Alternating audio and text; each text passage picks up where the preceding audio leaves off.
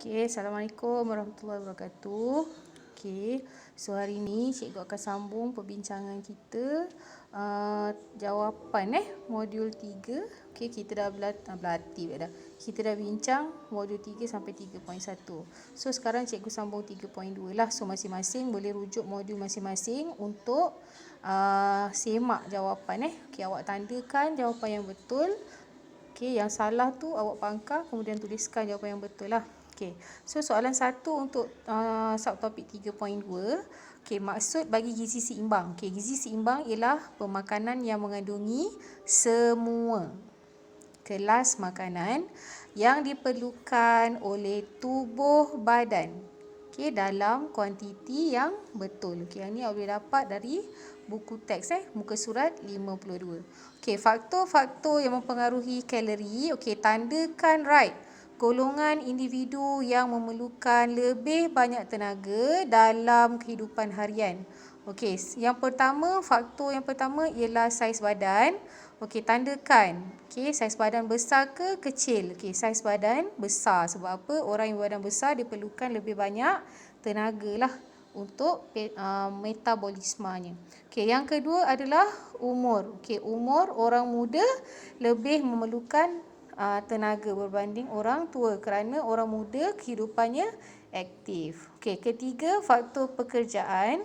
Pekerjaan yang ringan dengan pekerjaan yang berat. Jadi kerja berat memerlukan lebih banyak tenaga. Contoh kalau kita nak bandingkan cikgu dengan petani. Jadi petani kerjanya lebih berat, jadi lebih banyak tenaga diperlukan berbanding cikgu.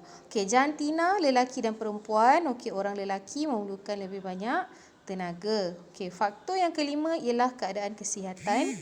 Di mana orang yang sakit memerlukan lebih banyak tenaga kerana tenaga itu diperlukan untuk penyembuhannya. Dan faktor yang terakhir ialah iklim. Orang yang tinggal di kawasan yang beriklim sejuk memerlukan lebih banyak tenaga untuk memanaskan badan. Yang ini bina piramid makanan dengan bahan yang disediakan. Tampal-tampal sajalah. Ataupun kalau tak boleh nak tampal, awak tuliskan saja apa nama makanan tersebut. So ini jawapannya. Cikgu display lama sikit lah supaya awak boleh tengoklah. Seterusnya kita ke soalan yang seterusnya, iaitu nilai kalori makanan. Kelas makanan yang membekalkan tenaga ada 3, iaitu protein, karbohidrat dan lemak. Bagaimanakah tenaga dalam makanan diukur? Jumlah tenaga dalam makanan diukur dalam 2 unit. Sama ada unit kalori, simbolnya cal, C-A-L, dan unit kedua adalah joule. J-O-U-L-E, simbolnya J huruf besar. Nilai tenaga bagi lemak, protein dan karbohidrat. Yang ini awak boleh rujuk daripada buku teks. Salin sahaja jadual tersebut, muka surat 55 buku teks awak. Jadual 3.3, nilai tenaga bagi lemak, protein dan karbohidrat. So salin sahajalah daripada buku teks. Untuk lemak 37 kilojoule per gram. Dalam unit kalori pula, kilokalori adalah 9. Protein 17 kilokalori per gram, 4. Untuk karbohidrat, dalam unit kilojoule per gram 17. Dan untuk unit kilokalori per gram adalah 4. Uji kendiri berikut adalah menu petang 2 orang murid. Murid P dia minum air gas, minuman berkarbonat soda 210 kalori. Kemudian dia makan kentang goreng. Nilai kalorinya 300 kalori dan hot dog 500 kalori. Manakala individu murid Q dia makan 1 peha ayam. Dia makan 2 peha ayam, tapi nilai kalori untuk 1 peha ayam adalah 250. Jadi awak kena kali 2 lah untuk pengiraan kalorinya. Kemudian salad 11 kalori dan teh hijau. Dia minum teh hijau, nilai kalorinya 2.5 kalori. Jadi awak perlu hitung. Hitung nilai kalori bagi kedua-dua. murid P dan Q. Okey, untuk murid P tak ada masalah. Awak tambahkan sajalah. Okey, apa makanan yang dimakan, tambahkan saja nilai kalorinya. So 210 tambah 300 tambah 500. Okey, jadi hasil tambahnya kita dapat 1010 kalori. Okey, manakala untuk unit Q, kita tengok peha ayam tu Okey, kalau satu peha 250, tapi pelajar ini makan 2. So awak kena darab 2 lah. Okey, 2 kali 250. Okey, tambah dengan kalori bagi salad 11 kalori dan kalori untuk teh hijau 2.5. So 500, okey 250 kali 2, 500 tambah 11 tambah 2.5, so awak akan dapat 513.5 kalori. Okey. Soalan kedua, label makanan yang menunjukkan nilai kalori makanan X telah terkoyak. Okey, dia dah terkoyak kat situ, jadi kita tak tahu berapa nilai kalori. Okey, berdasarkan maklumat pemakanan yang telah disenaraikan, tentukan nilai kalori makanan X. Okey, so dia dah beri kat situ berapa lemak, okey, berapa karbohidrat dan berapa protein. Kita consider 3 ini sahaja. Okey, kita consider 3 kelas makanan ini saja sebab 3 kelas makanan ini merupakan pembekal tenaga. Jadi untuk lemak, okey, yang ditunjukkan kat sini 8 gram. Awak boleh tengok sini total fat. Okey, 8 gram. So 8 gram. Okey. Kemudian karbohidrat, okey, 37 gram. Okey, tuliskan saja. Dan protein 3 gram. Okey. Kemudian nilai kalorinya, okey, dari mana kita dapat? Itu adalah daripada yang di sini ni. Okey, berapa kalori kilojoule. Kita tengok dia nak unit yang mana. Okey. So kalau dalam unit kalori 8 kali 9. Sebab apa? 9 untuk 1 gram. Dia makan 8 gram. Tu sebab 8 kali 9. Okey. Sama juga dengan karbohidrat 37 kali 4. Okey. Protein 3 kali 4. So awak dapat kat situlah berapa.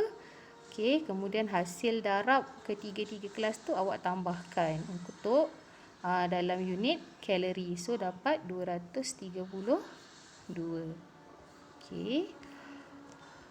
Okey, yang ini berdasarkan berat badan kamulah, berat badan dan tingginya. Jadi kita tak ada jawapan yang spesifik. Okey, adakah anda obes? Okey, jom buktikan dengan angka. So, berapa jisim awak dalam kilogram bahagikan dengan tinggi dalam meter kuasa 2. So, berapa jumlah BMI awak tu? Okey, kita boleh rujuk pada skala ni lah. Okey, julat indeks jisim badan atau BMI ialah formula untuk mengira jisim badan berbanding ketinggian. Okey, julat BMI anda harus antara 18.5 dan 24.9 kg per meter persegi. Okey, BMI kurang daripada 18.5 sangat kurus. Okey, BMI lebih daripada 24.9 dikira obesity. So range BMI mestilah antara 18.5 hingga 24.9. So ni merujuk kepada jawapan awak lah. Okey, tiada betul salah di sini. Okey, cadangkan 2 kaedah untuk mengatasi masalah obesity. Okey, kurangkan makanan berkalori tinggi. Okey, melakukan senaman secara berkala ataupun mengamalkan pemakanan seimbang. Boleh mana-mana jawapan yang munasabah lah. Okey, namakan 2 jenis penyakit akibat diet. Diet ni maksudnya pemakanan Okey, dan gaya hidup yang tidak sihat. Okey, yang pertama penyakit kencing manis, okey, penyakit tekanan darah tinggi. Okey, dan juga boleh awak tuliskan penyakit kardiovaskular ataupun penyakit jantung. Itu pun disebabkan oleh amalan pemakanan yang tidak sihat. Okey, kita tengok untuk subtopik 3.3. Okey, pencernaan makanan ialah proses penguraian makanan yang kompleks dan besar kepada molekul-molekul yang lebih kecil ataupun ringkas dan boleh larut supaya dapat diserap oleh sel-sel badan. Yang ini awak boleh rujuk buku teks muka surat 60. Okey, maksud pencernaan. Okey. So seterusnya, lengkapkan pertubuhan berganda untuk bandingan antara pencernaan fizikal dan pencernaan kimia. Yang ini awak salin saja rajah 3.10 muka surat 60. Isi balik je lah, salin saja, cikgu tak bacakan. Okey. Okey, seterusnya struktur sistem pencernaan manusia. Okey, labelkan rajah berikut dengan perkataan-perkataan yang diberikan. Yang ini awak boleh rujuk di buku teks rajah 3.11 muka surat 61. Okey, di atas sekali belah kanan, belah kiri mulut, seterusnya esophagus, okey, hati, pundi hempedu, duodenum, rectum. Okey, di belah kanan pula ada perut, okey, pankreas, usus kecil, usus besar dan dubur. Okey. Seterusnya soalan 2, lengkapkan aliran makanan di dalam salur pencernaan berikut. Yang ini awak salin sahaja rajah 3.1, 2 urutan aliran makanan. Okey, mulut, seterusnya esophagus, okey, perut, okey, duodenum, usus kecil, usus besar, rectum dan akhir sekali dubur. Okey. Okey, seterusnya kita tengok peristalsis. Okey, peristalsis ialah pengecutan, okey, dan pengenduran. Okey, pengecutan dan pengenduran otot salur pencernaan secara gelombang untuk menggerakkan makanan melaluinya. Okey, makanan yang memasuki esophagus disebut sebagai bolus. Okey, yang ni pun awak boleh rujuk pada slide yang cikgu share lah. Okey, seterusnya proses pencernaan dalam salur pencernaan. Ini dah masuk bahagian pencernaan kimia lah. Okey, mulut, okey, gigi, okey, mengunyah makanan menjadi cebisan yang kecil. Okey, rembesannya air liur, enzim yang ada adalah amylase. Okey, di esophagus fungsinya hanyalah menggerakkan makanan ke dalam perut.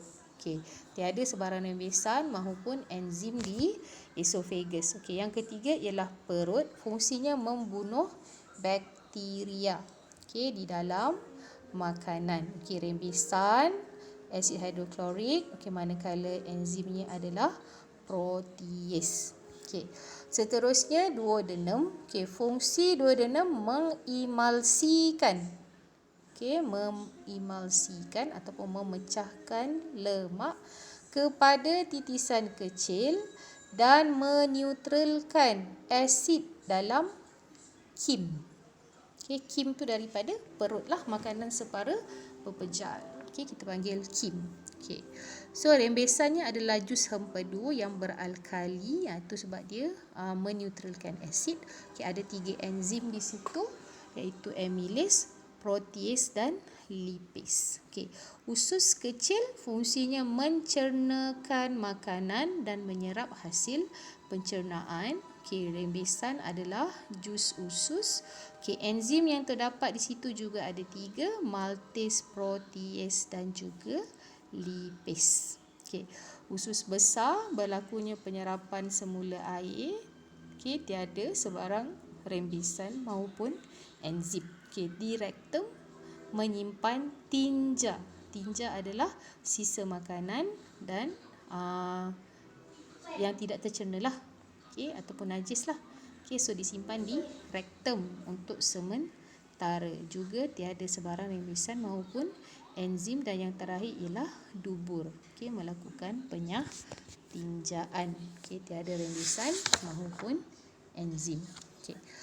Soalan 5, tindakan enzim pencernaan. Okey, yang ini awak boleh rujuk dari buku teks muka surat 64, rajah 3.14. Okey, kelas makanan karbohidrat. Tindakan enzim pencernaan yang pertama kanji. Okey, dicernakan oleh amylase kepada maltosa. Seterusnya maltosa, okey, dicernakan oleh enzim maltase kepada glukosa. Okey, untuk protein. Okey, protein dicernakan oleh enzim protease kepada polipeptida. Ini berlaku di perut. Manakala polipeptida dicernakan oleh protease menjadi dipeptida. Proses yang kedua ni berlaku di duodenum, dan dipeptida tadi dicernakan oleh protease menjadi asid amino. Yang ini berlaku di usus kecil. Dan yang terakhir ialah lemak. Lemak dicernakan oleh enzim lipase kepada asid lemak dan glycerol. Jadi untuk ketiga-tiga kelas makanan ini, hasil akhir pencernaan bagi karbohidrat ialah glukosa. Manakala untuk protein pula hasil akhir pencernaannya ialah asid amino, dan lemak hasil akhir pencernaan ialah asid lemak dan glycerol. Kita tengok subtopik yang terakhir untuk bab 3, iaitu 3.4, proses penyerapan dan pengangkutan hasil pencernaan serta penyahtinjaan. So awak diminta untuk melabelkan. Labelkan struktur bilis. Yang dilabelkan merah dan biru itu adalah kapilari darah. Yang ada bulat-bulat ada titik itu adalah dinding bilis yang nipis lah, setebal satu sel. Dan yang warna hijau adalah struktur lakteal. Di manakah bilis didapati? Di usus kecil jawapannya. Yang ketiga, apakah fungsi salur darah dan lakteal? Maksudnya awak perlu nyatakan fungsi bagi dua struktur lah, salur darah dan lakteal. Salur darah mengangkut nutrien ke seluruh bahagian badan. Lakteal pula berfungsi menyerap lemak yang tercerna. Soalan 4. Nyatakan dua ciri bagi struktur usus kecil yang membolehkan penyerapan makanan berlaku dengan cekap. Yang ni cikgu dah bincangkan. Yang pertama, strukturnya dinding bilis sangat nipis. Kita tengok pada gambar rajah, dia setebal satu sel. Untuk meningkatkan kadar penyerapan. Dan yang kedua adalah permukaan usus kecil berlipat-lipat. Untuk menambahkan luas permukaan dan meningkatkan kadar penyerapan hasil pencernaan. Seterusnya kita tengok subtopik yang kecil lah dalam subtopik 3.4 ni.